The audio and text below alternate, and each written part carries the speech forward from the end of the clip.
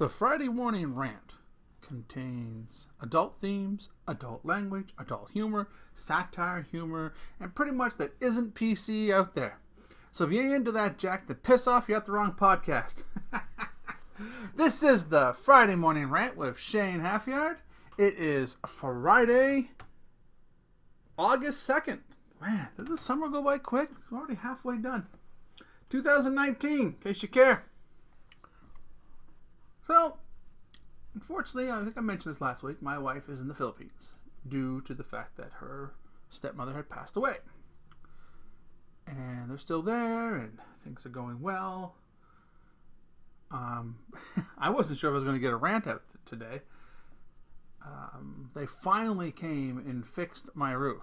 I don't understand their logic. Okay, the people that own my building that I'm currently renting known about this leak in this roof for almost 4 years.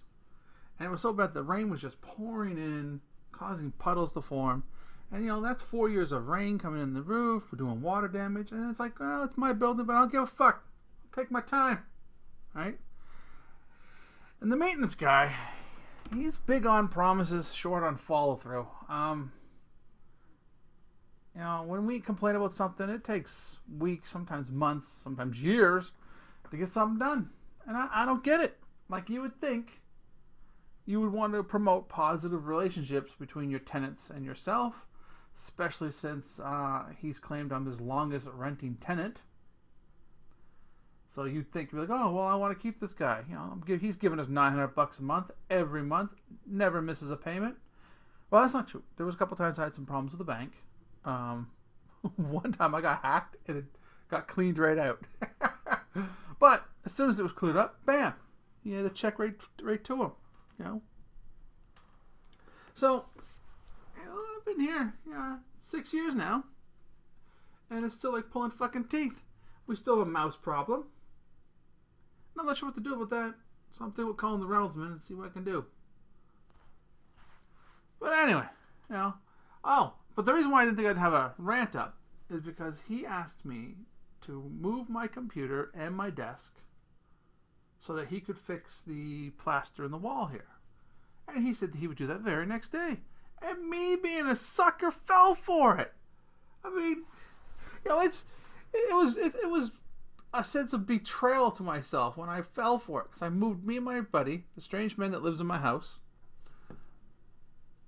picked up my computer, unhooked my computer, moved it to another room, moved my desk, which is not a computer desk. This desk is 110 or 120 years old. It is made out of wood.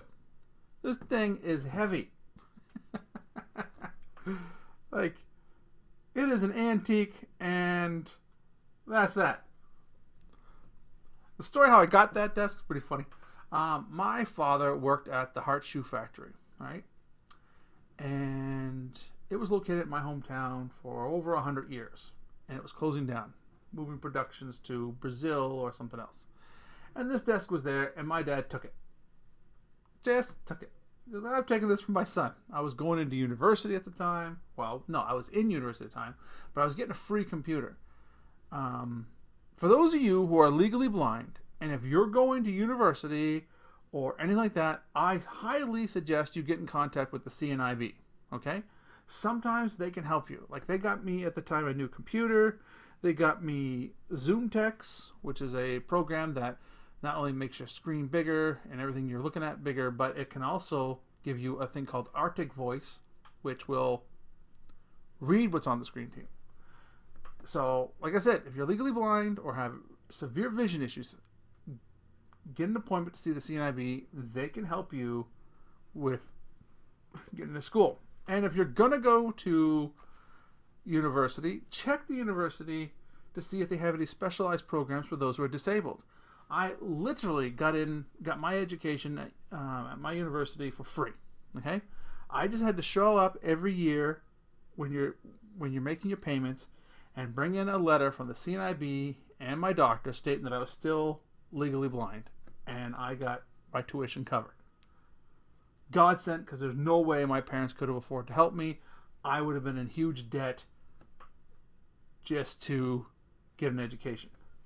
The other thing you need to address is, why are you going to university? Right? Some people go to university, they think, for the wrong reason. They think they're going to university to get a job. Right? University wasn't designed to get you a job. University was designed to give you an education. So if you go to university expecting a job, you are in a lot of trouble. Okay? Right? Now, certain jobs do come with it. If you're going to be a doctor, a lawyer, history teacher or teacher, that's it. But if you got, if you're working on getting an English degree, all you can do is teach English, or in the hopes become a writer.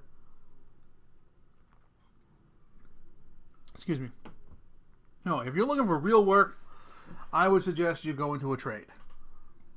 And again, it depends on what work you're looking for, right? Anyway, that's my rant about university. No, seriously, I had a good experience at my university, but mainly because I didn't walk out, $50,000 in debt at the end of it either, so that helps. So yeah, what was it? My God, I just go off on these tangents, don't I? So anyway, I fell for it. The maintenance guy didn't show up. I called his house, and lo and behold, I got sent a voicemail like that, right? So they obviously picked up their cell phone, saw that it was me, clicked to the voicemail. So that's one message, saying something like, he didn't show up today, because this is his wife I'm talking to, leaving a message to. I need to know if he's coming tomorrow, because my computer is the only way I have communication with my wife. And I did concede that I didn't tell him this. I said he had no way of knowing, so I'm not upset about that. But could he please do what he needs to do tomorrow, and so I can hook my computer up and contact my wife, because she's in the Philippines. There could be an emergency, it could be all kinds of stuff that she needs to get a hold of me. This is the easiest way to get a hold of me. Well, he didn't show up the next day. So I called again. I said, can you please tell me if he's coming or not? And again, I went straight to voicemail. No answer. Right? So, any landlords out there or maintenance people out there listening to this, anybody in general, if you say you're going to do something at a certain time, fucking do it! Holy hell! Get off your ass and get it done.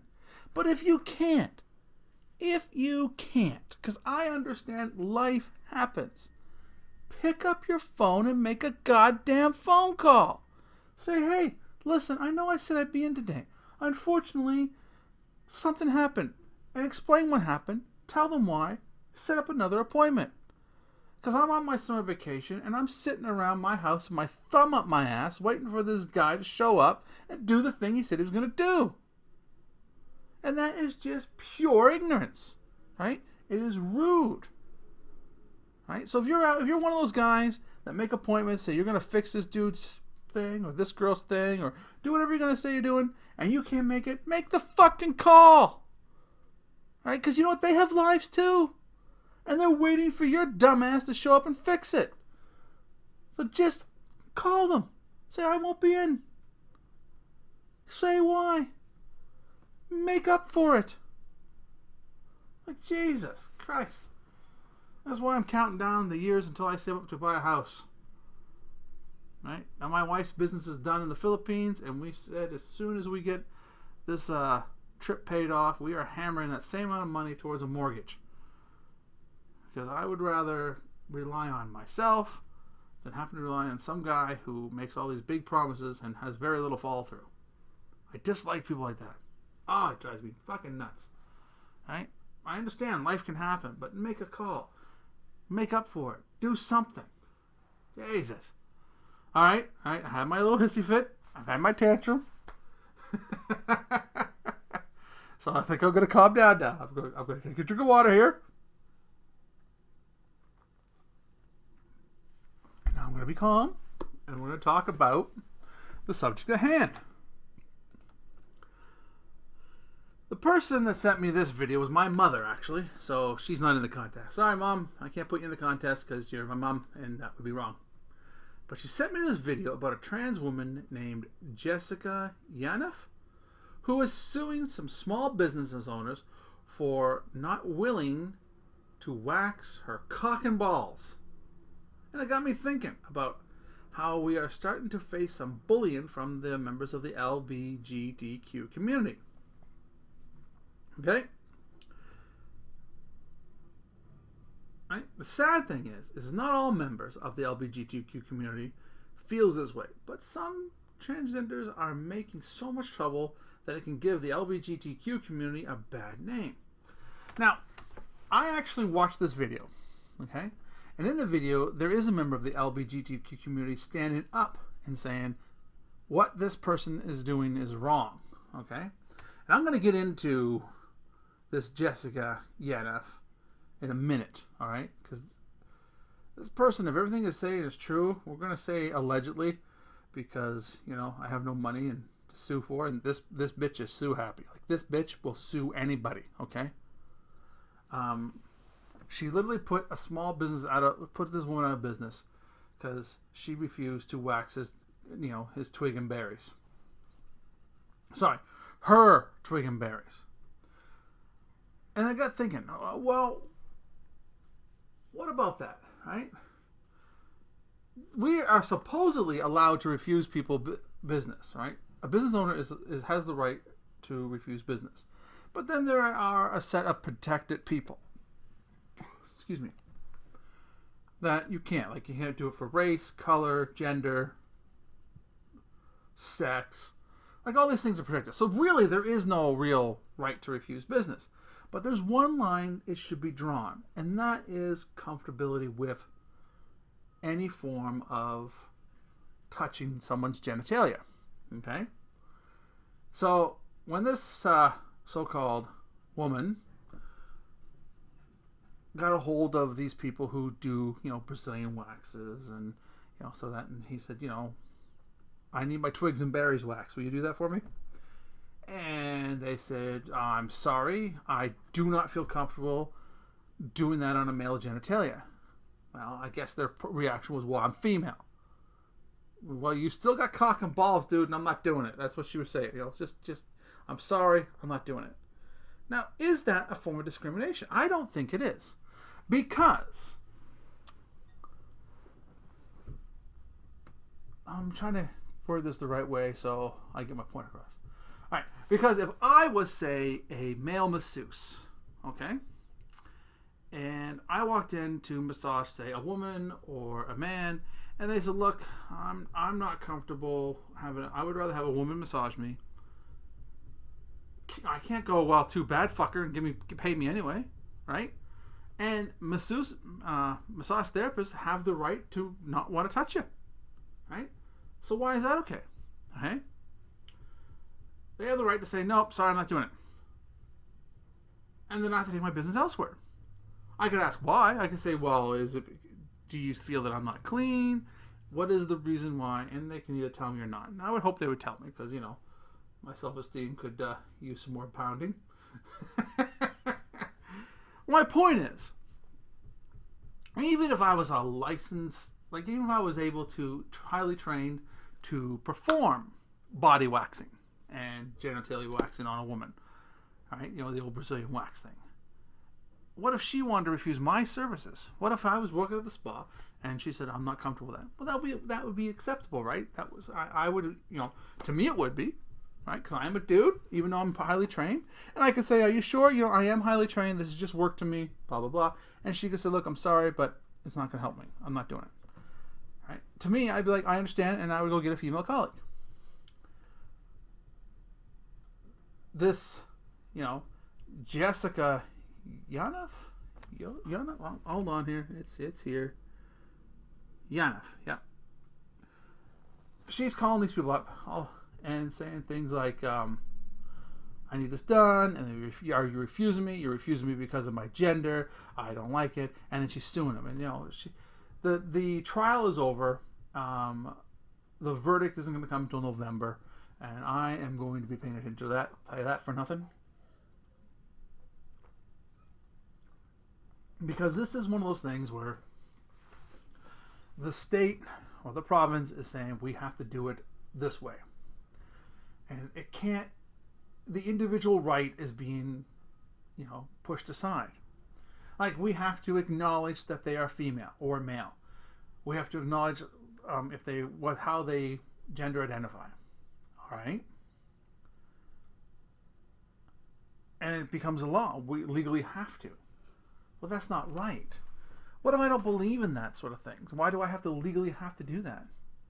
Right? I shouldn't have to. Now, I do, because I honestly do believe that transgenders, if they identify as female, they're female. If they identify as male, they're most likely male. And I will acknowledge them in that way.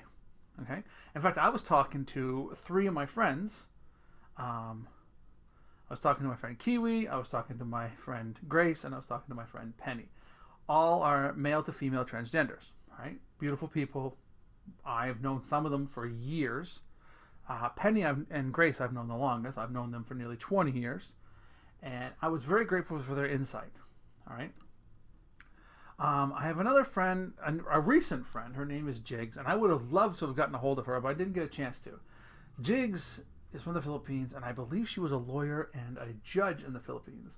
And I would have loved to have picked her brain on this, because she is a very bright individual, and I would bet she'd have some good insight on this. So Jigs, if you're listening to this video and you want to do a follow-up and get your 2 cents in, we can do another show on that, and I can interview you and we can talk about it. If you don't feel comfortable with it, don't worry about it. I understand. Some people don't want to lay their cards out about these issues. So anywho, so I was talking to someone, and my friend Kiwi said that she has a hard time believing that Jessica is a real transgender. All right, and we'll get to that in a second. But anyway, she said that when she talks about getting everything waxed or getting things done in that manner, she says that she doesn't go to the spa to do that. She does that privately, because she doesn't really want to expose her penis and her genitalia out there. And Penny and Grace said the same thing. They said that they don't feel comfortable about that. Well, Grace is a little bit different. Grace likes the top and bottom, and she doesn't have any intention of getting her bits taken off. Kiwi does, and Penny I didn't ask, and so I don't know. But Penny plans on going Kiwi plans on going for the full operation.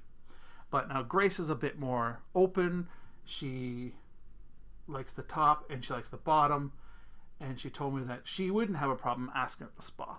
But she knows a lot of transgender friends of hers wouldn't want to get that done publicly. So that got me thinking again. What do we do about that, right? Well, I'm not worried about who gets their root shaved, but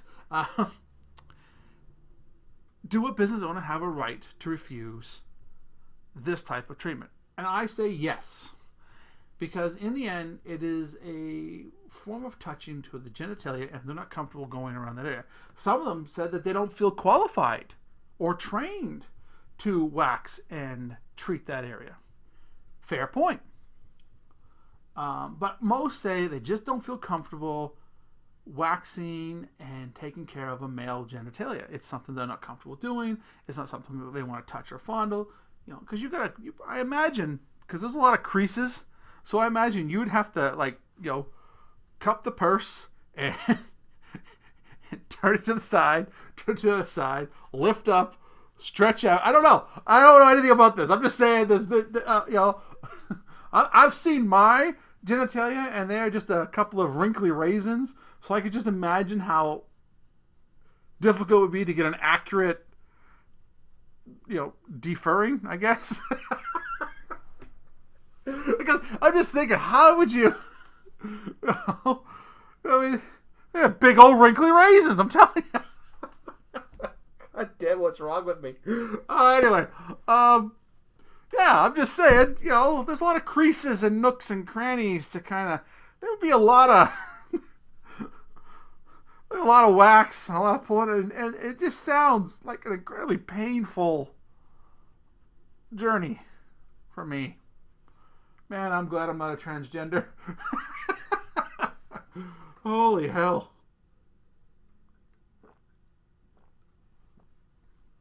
Excuse me. So, anyway. So where does the line draw? Okay? I believe the line draws if it's any form of sexual contact that you're not comfortable with, you should be openly and freely able to say, I do not feel comfortable with this. I'm sorry, I'm not going to do this. Okay? And there should be no consequence to that. then you're free to move on to the next company. And if all the companies say no, well, then maybe you should start your own company. Like if you are a transgender, and let's say a big city, you don't want to do it in a little city. You could do it too, but we'll say you're a transgender in, we'll say, Montreal, okay? And you can't find a spa that's willing to wax your nuts. Well, maybe you should consider open up your own, waxing. Go to school, learn how to do this properly, learn how to do it safely, do some trial and error on, some of your other members of the LBGTQ community that would like to have that done. Then open up that same idea. Like, open up out of your own home, whatever. Advertise for anyone. Advertise for women, advertise for men, and advertise to the LBGTQ community, and say you have no problem. So you get some guy, like say, what if that's something I want to do? I walk in, listen, I want to look like a 10-year-old boy again. So if you can, you just put me through the most torturous thing possible and just get rid of all that hair, man, you would make a mint. I bet you would do really well. I bet you could make a decent living off that. Because it would be a niche market. The LBGTQ community calls up, hey, I need my coin purse taken care of. Come on over. That's one of the things I specialize in. Shit, I'm thinking I'll learn how to do it just so I can advertise that. I'm just saying that's one thing you can do. But what I'm talking about now was transgender bullying is we are now at a point where we cannot say what we feel is right or wrong. Right? You can't say to someone, I am not comfortable because of this, right? And express why you're not comfortable because of you're a transgender or not. Because the moment you do, you are considered ignorant and stupid and a monster and all these horrible things. Right? Well, people have a right to express whether or not they're comfortable. And they're allowed to express why. Now, should they be ignorant about it? No, they shouldn't be. In fact, I used to be very homophobic. I was, I wasn't to a point where I would get violent with, someone who was gay. But I was to a point where I just didn't want to be around them, right? This is my young teenage years, folks, okay? I wouldn't bully someone who was gay, and I wouldn't tolerate somebody bullying somebody who's gay, because I hated bullies all around. But, I'll tell you a story. There was this guy, we were on the high school wrestling team together, and he came out that he was gay, right? And the wrestling team was quite supportive. In fact, I don't even think everybody on the wrestling team knew about it. I think only like one or two people knew about it in the wrestling team because he didn't want to come out fully for that year. And he quit. He didn't go back on his senior year to wrestling. That was for personal reasons. He just said he didn't want to wrestle anymore. But when he fully came out in his senior year, there was this big guy who was picking on him, right? Now I'm going to set the scene for you here. I'm a big guy now. I'm a fairly big man. But in high school, I stood about, 5'8". And I was, heavily muscled at about 190 pounds. But, the guy that was messing with my friend who was gay, he was about 6'2", and weighed about 220. So he's shoving my friend around. And my friend is trying to defend himself. But I double-legged the guy, and he and I rolled around, and we got into a really good fight. Okay? My nose I got a bloody nose, I got a split lip, I got bruised around the eye, he got all the same. Principal came, separated us, and he didn't suspend us, but he gave us detention. And I didn't go to detention. I didn't believe in going to detention, so I never went to detention. I just went home. A real good kid, right?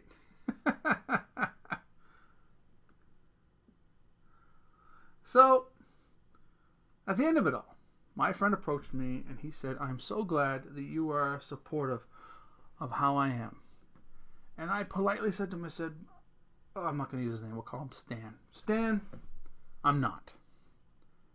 I am having a difficult time dealing with this. I'm not going to lie to you. I'm not comfortable with this whole arrangement, with how you are and what you're doing.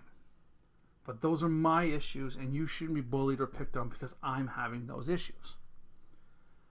And, he backed off. He was actually really good about it and understanding, and he let me be, and he let me kind of come around to him and talk to him, and eventually we became good friends, and we're still good friends. So, and I appreciate that. That was the right way to go about it, right? He didn't try to shove his sexuality down my throat, phrasing, boom, but he did give me the space I needed and the time I needed to adjust. And it took a long time before I even realized that that was just backwards thinking, right? It was wrong to think that way. And I'm glad, because I have made some very great friends who happen to be gay, bi. My son, he's bi, right? He has a boyfriend, and he's a good kid. Love him to death. So, and he himself doesn't cram his sexuality down anybody's throat. He'll say, yes, I'm bi. Yes, I have a boyfriend. And he lets it be. He doesn't make a show of things. And I'm quite proud of him for that. He doesn't hide the fact that he's bi and has a boyfriend. But what I mean is he's not, every other second, hey, by the way, I'm bi. He's quite, good that way. And I was very proud of that. And like say my friend Stan, he handled it right. So what I'm talking about here about transgender bullying is, if you are a member of the LBGTQ community and you are, say, a transgender and you want a certain service that is normally given to women and this person doesn't feel comfortable doing so, you have an option to never go back there again and to find another business that will do it. You do not need to make a huge stink, because when you make these huge stinks, these big, huge protests, these great big mountains out of molehills, you are not actually showing the better side of the transgender community. You are actually showing a petty side. Okay? This is my opinion. You could disagree with me, and please, if you do, leave it in the comments, send me an email. I'll be happy to hear your disagreements. Okay? Now, let us talk about this supposed transgender Jessica Yaniv. Okay? This person is, quite frankly, if everything is true, is awful, right? My friend Kiwi, my buddy Grace, and my friend Penny all told me when I explained the situation, I sent them certain videos to watch, that they do not believe he is a true transgender. In fact, my friend Penny came out and said she believes he's acting this way to just be able to go into the girls' washroom. Because he has taken numerous photos of himself in the girls' washroom, but he angles it in such a way to take pictures of younger girls. All right? I looked into this person closely, and I found a YouTube video by a girl named Blair White, who happens to be a transgender, lovely lady. Hope to meet her someday. She seems very smart and in the know. And she did some real research. She has found some Facebook messages that he's been messaging underage girls. He has gone into the female washroom just to take pictures of girls. He obviously has done nothing to transition himself. He's more like a cross-dresser than a transgender.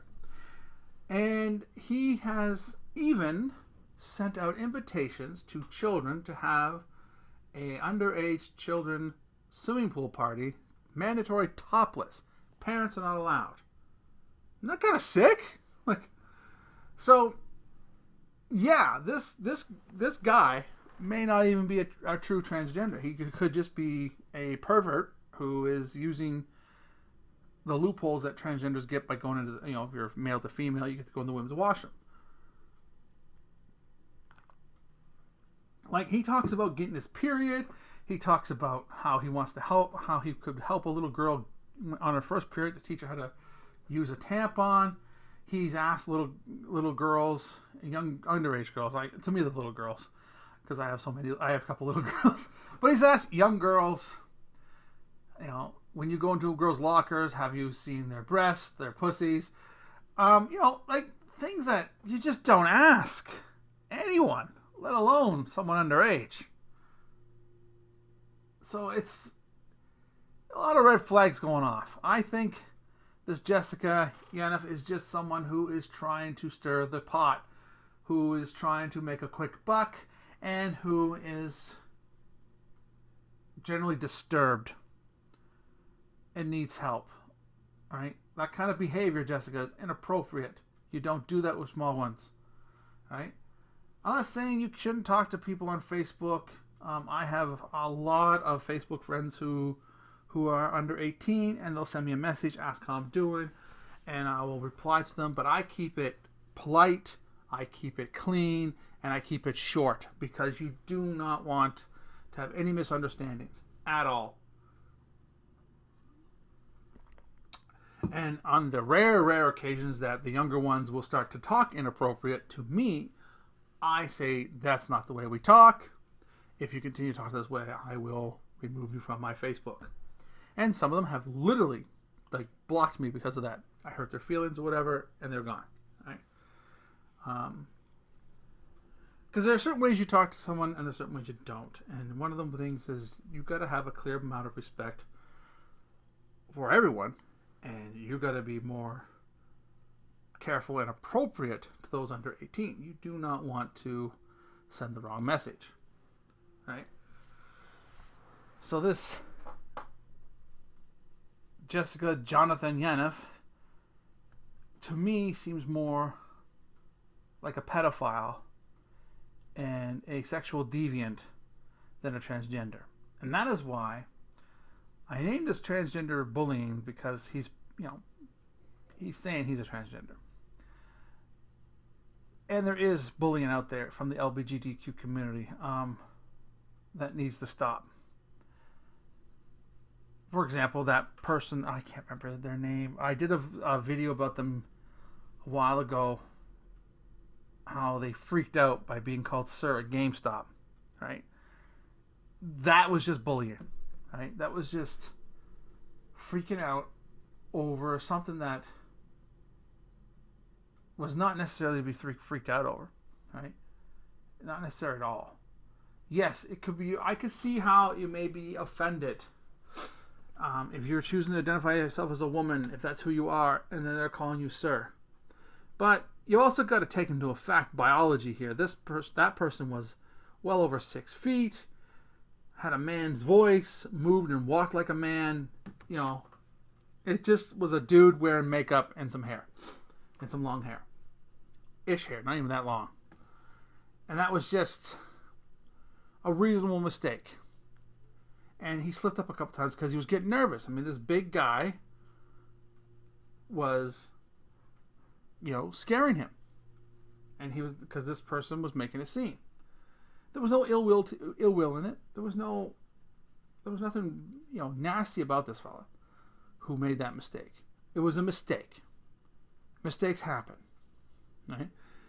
How you handle it is how you handle a mistake like that shows your character, right? If this member of the LBGTQ community had leaned in and said, look, I am new into my transition, but could you please and so I understand that why you may have made this mistake, but could you please refer to me as ma'am or miss and acknowledge the fact that I'm female? Had done that, the situation wouldn't have blown out of control. Not even close, right? It's all about how you handle it. There is a member of the LBGT community who is just new into the transition phase and is just starting to live their life as a woman. And his name was Shane. And I said, hey, Shane, how's it going one day? And he approached me very politely and leaned in and said, I am now Shay. Could you please refer to me as Shay? And I said to him, I will do so, but please forgive the fact that I may slip up, and don't be afraid to point it out to me. I'm not doing it on purpose. You have been chained to me for the past 5 years. I will do my best to refer you as Shay. And he handled it right. He said, yes, I understand. Bam. Right? And that is the way to handle that kind of stuff. It showed me that her strength of character and her patience. You know, we as a society, when we make these changes, we have to show patience to others around us. Do we allow them to walk all over us and just not acknowledge our gender preference? Of course not. But in the beginning, patience should be shown. I truly believe that. So, I want to talk to the rest of the community out there. The community as a whole. Do not view what Jessica Yaniv is doing as a clear and accurate representation of the LBGTQ community. It is not. Okay? And members of the LBGTQ community, speak out against stuff like this. Okay? On one of the videos I'm going to leave a link for, when they talked about the court, the court proceedings, there was a member of the LBGT community, and she was saying something along the lines that she's there as a silent support for the women who are being mistreated, the ones that refuse to do the waxing. And she said, we do have to accept certain biological facts about ourselves. She was, yes, I am female, but I do have a penis, and I have to accept that some women in this profession are not going to want to work with that, right? It was so, I'm paraphrasing. The reason why I have these links to the videos is so you can see it for yourself. But that is generally the message she was trying to get across. Okay? I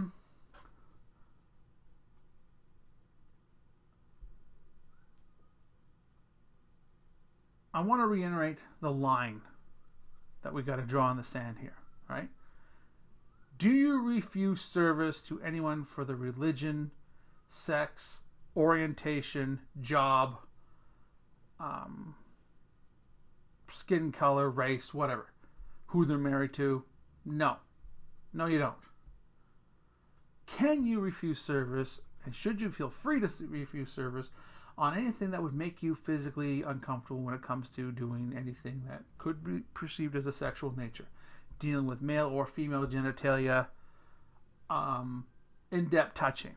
Yes, I think you should be able to refuse those services because you should feel comfortable and happy at your work.